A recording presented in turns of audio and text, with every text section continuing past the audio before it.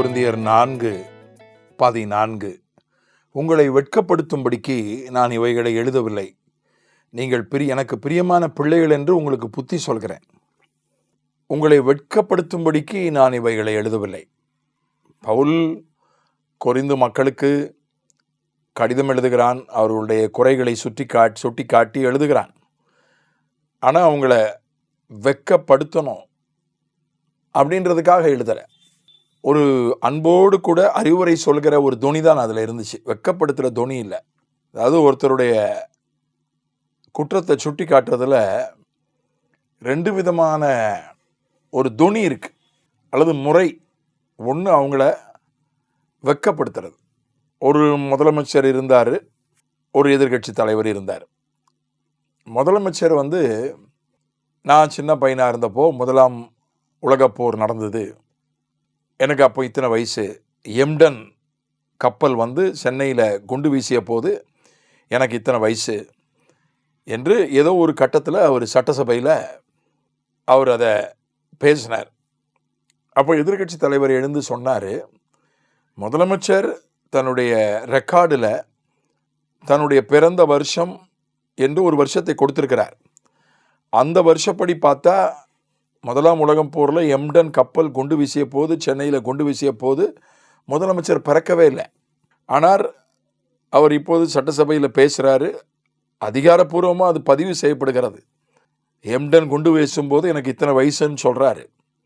இப்போ எம்டன் வீசிய குண்டை விட முதலமைச்சர் வீசிய குண்டு தான் மோசமாக இருக்கிறதுன்னு சொன்னார். எல்லாரும் சிரிச்சிட்டாங்க. இப்போ அவர் எதிர்கட்சியில் ஒரு 40-50 உறுப்பினர்கள் இருந்தாங்க, அவங்க எல்லாம் சிரிச்சிட்டாங்க. இப்போ வாதத்தில் ஜெயிச்சிட்டார். அதாவது முதலமைச்சர் தெரிஞ்சோ தெரியாமலோ ஞாபக மறதியாவோ என்னவோ அவர் பிறந்த வருஷத்தில் வித்தியாசம் வந்துடுச்சு. ஆனால் அது அவரை வெட்கப்படுத்தும்படி அந்த நேரத்தில் கொஞ்சம் வெட்கப்படுத்த போயிருப்பார் ஒரு முதலமைச்சராக இருந்தாலும். இது ஒரு முறை. மனிதர்கள் ஒருவருடைய தவறை சுட்டி காட்டுவதில் ஒருத்தரை வெட்கப்படுத்துகிற மாதிரி பெற்றோர் அதை செய்வாங்க. யாராவது வந்திருக்கும்போது சொல்லுவாங்க, நல்லா படிக்கிறானா அப்படின்னும் போது அப்போ சொல்லுவாங்க, அதாவது மற்றவங்க முன்ன பின்ன தெரியாதவங்க கிட்ட கூட சொல்லுவாங்க, எங்கே படிக்கிறான், படிக்கிறதே இல்லை, ஏதாவது ஒன்று சொல்லிடுவாங்க, வெட்கப்படுத்துகிற மாதிரி சொல்கிறது. ஆனால் வெட்கப்பட்டால் தானே அவங்க குற்றத்தை உணர்வாங்க. அந்த ஒரு விஷயம் ரொம்ப முக்கியமான விஷயம். ஒருத்தன் தப்பு பண்ணிகிட்டே இருக்கான், வெட்கப்படணும். நான் பண்ணுறது தப்பு, நான் இப்படி தப்பு பண்ணிட்டேன்னு வெட்கப்பட்டால் தான் அந்த பாயிண்ட்டு தான் அவன் திருந்துவதற்கு, அவன் மனம் திரும்புவதற்கு முக்கியமான ஒரு இடம். அது 2 தெசலோனிக்கேயர் 3:14 பவுல் எழுதுகிறது முரண்பாடு மாதிரி தெரிகிறது. மேலும் இந்த நிருபத்தில் சொல்லிய எங்கள் வசனத்துக்கு ஒருவன் கீழ்ப்படியாமல் போனால் அவனை குறித்து கொண்டு அவன் வெட்கப்படும்படி அவனுடனே கலவாதிருங்கள். 15 ஆனாலும் அவனை சத்ருவாக எண்ணாமல் சகோதரனாக எண்ணி அவனுக்கு புத்தி சொல்லுங்கள். இப்போ இங்கே கொரிந்தியரில் எழுதுகிறான், உங்களை வெட்கப்படுத்தும்படிக்கு நான் இவைகளை எழுதவில்லை.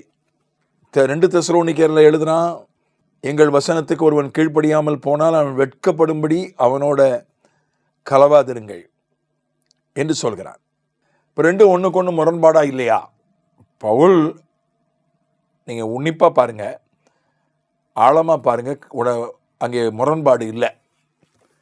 நான் உங்களை என்னுடைய கடிதத்தின் மூலமாய் வெட்கப்படுத்தவில்லை, புத்தி தான் சொல்கிறேன், அன்பா புத்தி சொல்கிறேன். ஆனால் இங்கே என்ன எழுதுகிறான், தெசலோனிக்கேயருக்கு ஒருத்தன் கீழ்ப்படியாமல் இருக்கிறான், ஒரு தேவ பிள்ளை கீழ்ப்படியாமல் இருக்கிறான். அவன் யாருன்னு பார்த்துக்கிடுங்க, அவங்க கூட சேராதீங்க. அப்போ அவனுக்கு வெட்கமாயிரும், நம்ம கூட சேர மாட்டேங்கிறாங்களே. அதனால் அவனை ஒரேடியாக வெறுத்துறாதீங்க. அவனை சத்ருவாக எண்ணாமல் சகோதரனாக எண்ணி அவனுக்கு புத்தி சொல்லுங்கள். வெட்கப்பட்ட பிறகு, அவன் வெட்கப்பட்ட பிறகு தான் புத்தி சொன்னால் அது ஏறும். இப்போ நீங்கள் வார்த்தையினால் அவனை வெட்கப்படுத்த வேண்டாம், அல்லது அவனை அவமானப்படுத்துவது போல எதையும் செய்ய வேண்டாம், எதையும் சொல்ல வேண்டாம். வெட்கப்படுத்துவது என்பது அவமானப்படுத்துவது மாதிரி. இப்போ அந்த காலத்தில் தண்டனைகள் எல்லாம் அவமானப்படுத்துகிற மாதிரி தான் தண்டனைகள் இருக்கும். எப்படின்னா, ஒரு பள்ளிக்கூடத்தில் ஒரு மாணவன் எதையாவது திருடி விட்டால் சிறு வயசில், நான் ஒரு திருடன்னு எழுதி கழுத்தில் ஸ்லேட்டில் எழுதி கழுத்தில் தொங்க விட்டு அவங்க ஸ்கூல் ஃபுல்லாக ரவுண்டு வரணும் அப்படிலாம் தண்டனை கொடுத்துருக்காங்க. அது அவமானப்படுத்தி, அவன் திருடுறது ரொம்ப தப்பு, அதை அவனுக்கு உணர்த்தணும், தண்டிக்கணும். அது அவனை அவமானப்படுத்தி அவனை உணர்த்தியிருக்காங்க. ஆனால் அதை பவுல் ஏற்றுக்கொள்ளவில்லை. அவமானப்படுத்தி ஒருத்தரை நாம் குறைகளை சுட்டி காட்ட வேண்டாம். அவங்க அவங்களே உணரணும். அந்த மாதிரி நீங்கள் நேரடியாக, அதாவது அவமானப்படுத்துகிற மாதிரி நடந்துக்க வேண்டாம். ஆனால் அவனோடு நீங்கள் கலவாதிருங்கள்.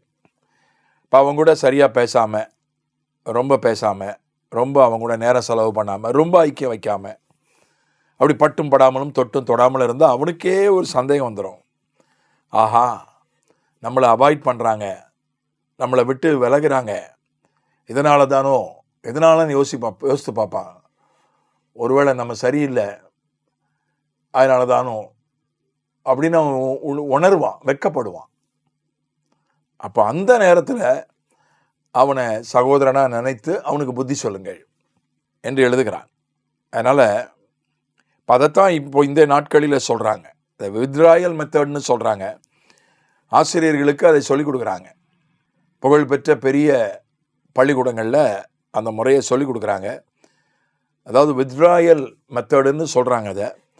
அதாவது ஒரு மாணவனோடு நல்ல அன்பாக பழகிட்டு அதுக்கப்புறம் திடீர்னு பழகிறத நிறுத்திடுறது, பேசுகிறத நிறுத்திடுறது, அது அவனுக்கு ஒரு தண்டனை. ஆசிரியர் நல்லா பேசுவார், நல்லா சிரிப்பார், நல்லா பழகுவார். இப்போ திடீர்னு பேச மாட்டேங்கிறாரு, பழக மாட்டேங்கிறாரு, அப்போ நம்ம தப்பு பண்ணிட்டோம், அதனால தான் நம்மக்கிட்ட பேச மாட்டேங்கிறாரு, பழக மாட்டேங்கிறாரு அப்படின்னு அவன் குத்தப்படுவான், உணர்த்தப்படுவான், வெட்கப்படுவான். அது ஒரு பெரிய தண்டனை, உளவியல் ரீதியான தண்டனை, சைக்கலாஜிக்கல் பனிஷ்மெண்ட். ஒருத்தரை அவமானப்படுத்த வேண்டியதில்லை, நேரடியாக ஒருத்தரை அவமானப்படுத்த வேண்டியதில்லை, மறைமுகமாக அவர்களை உணர வைப்பது. இப்போ பெற்றோரும் தடாபுடான்னு எல்லாரும் முன்னாலும் கூட திட்டிடுவாங்க. இப்போ கொஞ்சம் பரவாயில்ல பெற்றோர் இந்த தலைமுறையில். போன தலைமுறையில் எல்லாரும் முன்னாலும் அடிப்பாங்க, எல்லாரும் முன்னாலையும் திட்டுவாங்க. அது அப்படியாவது அவன் திருந்தட்டும், உணரட்டும் என்று நினைக்கிற நோக்கம் நல்ல நோக்கம்தான், பாரத்தோடு தான் அதை செய்கிறார்கள். ஆகவே அது ஆவிக்குரிய பெற்றோரோ சரீர பெற்றோரோ, ஆவிக்குரிய ஆசிரியரோ அல்லது கல்வி ஆசிரியரோ, நீங்கள் இந்த மறைமுகமாக ஒருவனை உணர வைக்கிற விதத்தில் செய்து பாருங்கள், அது அதிக பலனை கொடுக்கும். ஆமென்.